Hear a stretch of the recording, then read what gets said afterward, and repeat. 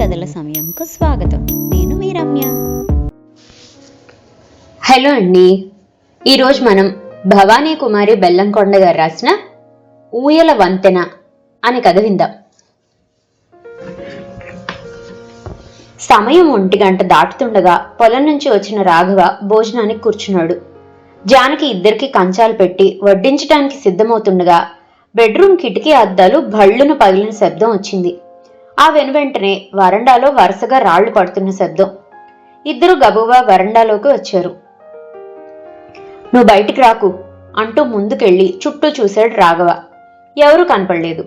అతను లోపలికి పోబోతుండగా మరొక గులకరాయి వచ్చి పడింది. ఆశ్చర్యపోతూ ఈసారి తమ్ముడికి తన ఇంటికి మధ్య ఉన్న గోడ వైపు చూశాడు. ఎర్రటి ఎండలో ఆ ఎత్తు తక్కువ గోడ మీద కూర్చున్నాడు 7 ఏళ్ల శశిధర్.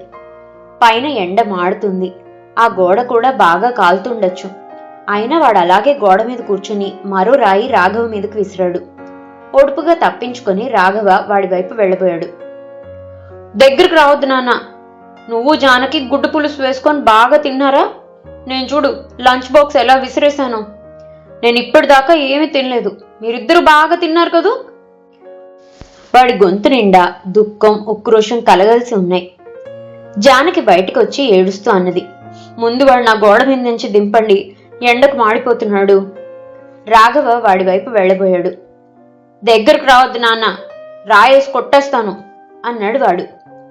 వాడు విసిరిన రాయిని మళ్లీ ఒడుపుగా తప్పించుకొని గిజగిజ గింజుకుంటున్న వాడిని గోడ మీద నుంచి దింపాడు.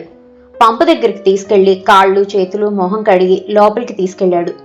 జానకి కన్నీళ్లతో వచ్చి వాడిని చేతుల్లోకి తీసుకోబోయింది. వాడు విదిలించి కొట్టి పెద్దగా ఏడవసాగాడు. వాడికి అన్నం తినిపించు ముందు అన్నాడు రాఘవ. వాడి వెండి కంచంలో అన్నం ముద్దపప్పు చింతకాయ పచ్చడి నెయ్యి వేసి తినిపించబోయింది. వాడికి ఆ 2 చాలా ఇష్టం. వాడు ఆమె చేతిని గట్టిగా పట్టుకొని, నేను రాకున్నా నాకు ఇష్టమైనవన్నీ చేసుకొని నువ్వు నాన్న తింటున్నారు కదూ అన్నాడు కోపంగా. దుఃఖం ఆపుకోలేక బావురుమంది ఆమె. రాఘవ వాణ్ణి దగ్గరికి తీసుకుని ముందు అన్నం తిన్నాన్న అంటూ లాలించాడు. వాడికి ఇష్టమైన కోడిగుడ్డు పులుసు కలిపింది ఈసారి. వాడు జానకి చేతి మీద కొట్టి, నాకు ఇష్టమైనవన్నీ చేసుకొని తింటున్నారా మీరిద్దరూ రోజు అన్నాడు. తప్పు నాన్న, కోపంతో అన్నం తినకూడదు నాన్న అంటూ బుజ్జగించాడు రాఘవ. ఆఖరికి మీగడ పెరిగేసి పెట్టింది. అన్నం తిన్నాక వాడు కొంచెం శాంతించాడు. వాళ్ళిద్దరూ అన్నం తింటుంటే పక్కనే కూర్చొని కబుర్లు చెప్పసాగాడు. భోజనాలు అయ్యాక రాఘవ వాడిని పక్కన కూర్చోబెట్టుకొని, రోజు అమ్మ నీకు ఇష్టమైనవన్నీ చేసి రోజు నువ్వు వస్తావని ఎదురు చూస్తుంది కన్నా అనునయంగా అన్నాడు. ముద్దుగా కన్నయ్య అని పిలుస్తారు వాడిని వాళ్ళిద్దరూ. రాఘవ జానకి పెళ్ళై 12 ఏళ్లైనా పిల్లలు లేరు. తమ్ముడు కేశవ మాధవి కొడుకు శశిధర్. రాఘవను జానకిని అమ్మా నాన్న అని పిలుస్తాడు. అసలు తల్లిదండ్రులను మమ్మీ డాడీ అని పిలుస్తాడు. నేనెలా వస్తాను నాన్న, మధ్య గేటుకు తాళం వేశారు కదా అంటుంటే ఇద్దరికీ చాలా కష్టం అనిపించింది. నన్ను అసలు రానియటం లేదు మమ్మీ కలుపుకుమంది రాఘవకు. పెద్దవాళ్ల ఆవేశకావేశాల మధ్య ఆ పసివాడు నలిగిపోతున్నాడు. నువ్వెందుకు చెప్పావు నాన్న మమ్మీ డాడీకి గేటుకు తాళం వేయొద్దని? నన్ను రానివ్వటం లేదు. నువ్వేమో నన్ను రమ్మని పిలవటం మానేశావు. ఎందుకు నాన్న, నా మీద కోపం వచ్చిందా? జానకి ఇంక దుఃఖం ఆపుకోలేకపోయింది. వాడి మీద తమకే అధికారం లేదా? చిన్నప్పటి నుంచి పెంచిన మమకారం 10 రోజుల నుంచి చంపుకొని బ్రతుకుతుంది. సీతారామయ్యకు రాఘవ కేశవ 2 కొడుకులు. రాఘవ ఇంటర్తో చదువాపేసి వ్యవసాయాన్ని ఇష్టపడ్డాడు. కేశవ పోస్ట్ గ్రాడ్యుయేషన్ చేసి జూనియర్ లెక్చరర్గా స్థిరపడ్డాడు. ఇల్లు మరీ పెద్దది కాకపోవడంతో దగ్గరలోనే అద్దెకి ఇల్లు తీసుకుని ఉంటున్నారు. భార్య పోయిన దగ్గర నుంచి సీతారామయ్య మళ్లీ పెళ్లి మాట ఎత్తకుండా రాఘవకి జానకితో 22 ఏళ్లకే పెళ్లి చేశాడు. జానకి మంచితనం, కుటుంబ బాధ్యతల్ని చిన్న వయసులోనే నిభాయించుకున్న కోడల నీడలో ఆయన ఎటువంటి దిగులు లేకుండా జీవితం గడిపాడు. కేశవకి డిగ్రీ చదివిన మాధవితో పెళ్లి జరిపించాడు. ఉన్నవాళ్ల అమ్మాయి. మాటలో తొందరపాటు ఉన్నా జానకి సర్దుకుపోవటంతో కుటుంబాల మధ్య ఎటువంటి గొడవలు లేవు. సీతారామయ్యకు పెద్ద కొడుక్కి పిల్లలు లేరన్న దిగులుండేది. మాధవికి పెళ్లైన వెంటనే ప్రెగ్నెన్సీ రావటంతో కంగారు పడింది. తన తల్లి సలహా మీద అబార్షన్ చేయించుకుందాం అనుకుంది. పిల్లలు లేని జానకి మాధవికి నచ్చచెప్పి ఆమె పీజీ చదువుకు అడ్డు రాకుండా పసివాడి బాధ్యత పూర్తిగా తన మీద వేసుకుంది. మాధవి హాయిగా చదువు పూర్తి చేసి బీఎడ్లో చేరింది. 4 ఏళ్లు వాడు పూర్తిగా రాఘవ ఇంట్లోనే అల్లారు ముద్దుగా పెరిగాడు. ఇంటి ప్రక్కనే ఉన్న 400 గజాల ప్లాటు కేశవ పేరున రాశాడు సీతారామయ్య. కేశవ లోన్ తీసుకుని ఇల్లు కట్టుకున్నాడు. ఇల్లు కట్టేటప్పుడు కూడా డబ్బు బాగానే ఇచ్చారాయన చిన్న కొడుక్కి. మాధవి లైఫ్ బాగా ఎంజాయ్ చేసేది. టూర్లకు వెళ్ళినా ఎక్కడికి వెళ్ళినా కొడుకుని తోడుకోడల దగ్గరే వదిలేసేది. జానకి వాడి బాధ్యతని ఎంతో సంతోషంగా స్వీకరించింది. అంతా సజావుగా సాగిపోతున్న సమయంలో సీతారామయ్య గుండెపోటుతో హఠాన్ మరణం చెందటం ఆ కుటుంబాన్ని కుదిపేసింది. జానకి చాలా దిగులు పడింది. తనను కోడలుగా కాక కూతురులా చూసుకున్న మామగారి మరణం ఆమెని ఎంతో బాధపెట్టింది. దినవారాలయ్యాక సీతారామయ్య విల్లు బయటికి తీశారు. కొడుకులకు మాగాణ్ణి సమానంగా పంచాడు. తాను కట్టించిన ఇల్లు రాఘవ పేరున పెట్టాడు. మెట్ల పొలం రాఘవకి 2 ఎకరాలు ఎక్కువ ఇచ్చాడు. తండ్రి ఆ విధంగా ఎందుకు రాశాడో రాఘవకు అర్థం కాలేదు. కాని మాధవికి ఆమె తరపు వాళ్లకి ఇది నచ్చలేదు. ఆస్తి అంతా సీతారామయ్య స్వార్జితం కాబట్టి ఎవరూ మాట్లాడటానికి లేకపోయింది. మాధవికి కూడా సంతానం ఉన్న తమకు తక్కువ ఇచ్చి బావగారికి ఎక్కువ పోవటంతో నిగ్రహించుకోలేకపోయింది. కేశవ ఎంత నచ్చ చెప్పినా మాధవి ఊరుకోలేకపోయింది.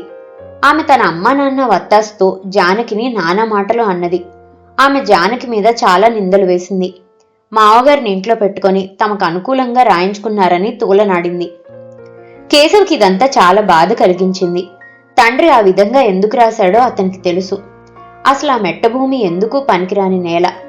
దాన్ని చాలా కష్టపడి సేద్యయోగ్యంగా రాఘవే మార్చాడు. పొలమంతా అన్నే చూసుకొని తమ్ముడికి అతని పొలం పైన వచ్చే ఆదాయాన్ని కరెక్ట్గా ఇచ్చేసేవాడు.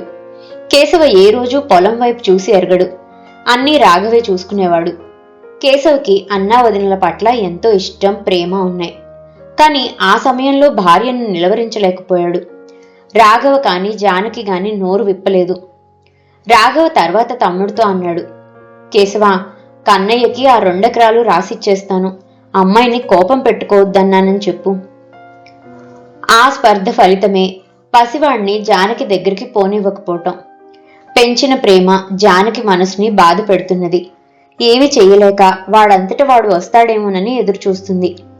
ఏదో బంద్ వలన పిల్లల్ని ఆ రోజు ముందే బస్సులో దింపేశారు స్కూల్ వాళ్ళు. అందుకే లంచ్ టైంకే ఇంటికొచ్చేశాడు శశిధర్.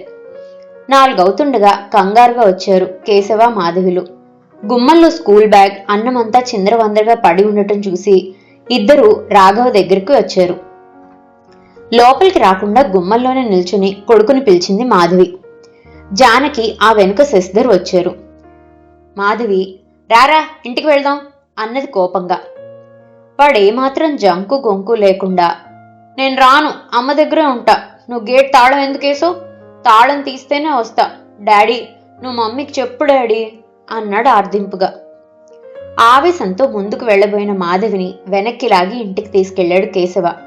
ఇంట్లోకి రాగానే చాలా రోజుల నుండి దాచుకున్న ఆవేశాన్ని చూపించాడు. ఏమైనా డబ్బు పిచ్చి పట్టిందా నీకు? నాకు మంచి చదువు ఉంది, ఉద్యోగం ఉంది. అన్నయ్యకు ఉద్యోగం లేదు.